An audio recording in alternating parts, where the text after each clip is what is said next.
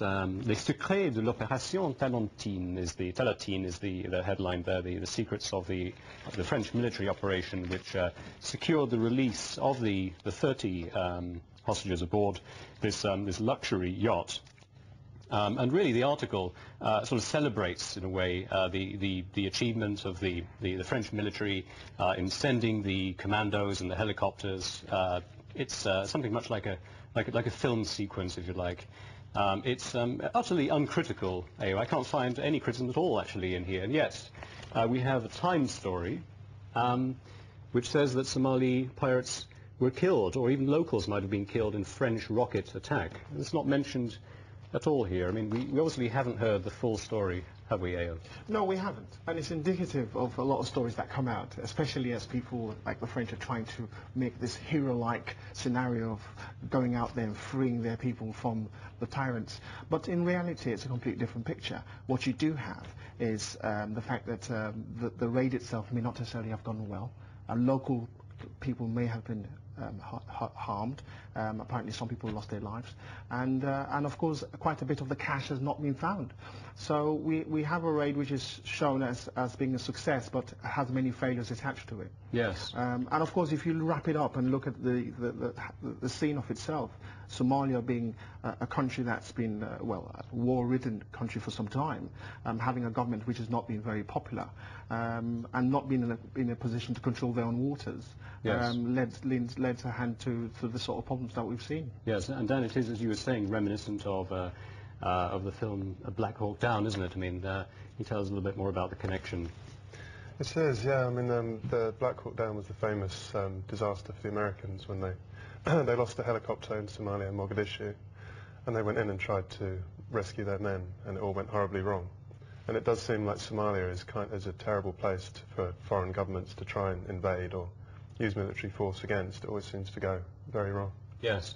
I mean, there's also an element of exaggeration, it seems to me, here, Ayo, that the pirates were they're portrayed as professionals, but apparently they help themselves liberally to the contents of the bar aboard the yacht, and the French were more concerned about the fact they might not be able to steer the yacht properly because they might be inebriated. I mean, clearly they weren't really that professional, were they? No, they're not. They're not. I think they're poor, disillusioned, hungry Somalis who clearly have seen the opportunity of a ship just lurking just beyond the waters and thought of an opportunity to go and get some money or some cash. And of course, I think it happens that they realise that the crews were not armed themselves, yeah, and took well advantage of that.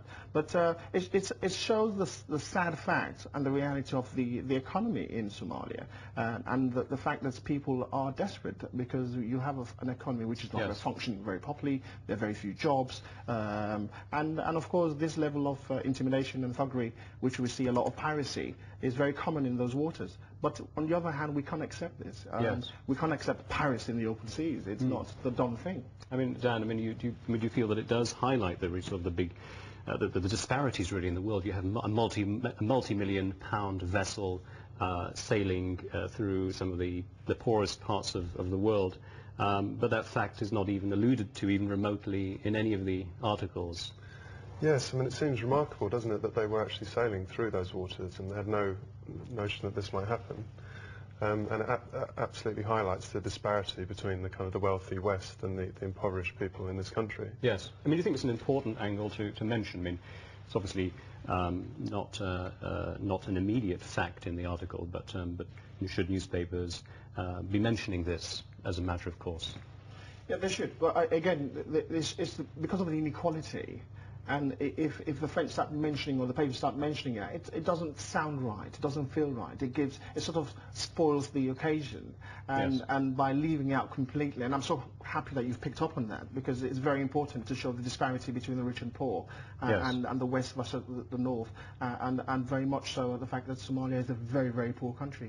Oh, how do you suspect that this is being reported in Africa? Well, it may go unreported, or in this case, because being a ship being a French one, it would have been reported. It would have been reported in the context that here were a group of Africans who were trying to free themselves, or to looking to the opportunity of stealing whatever was on board the ship.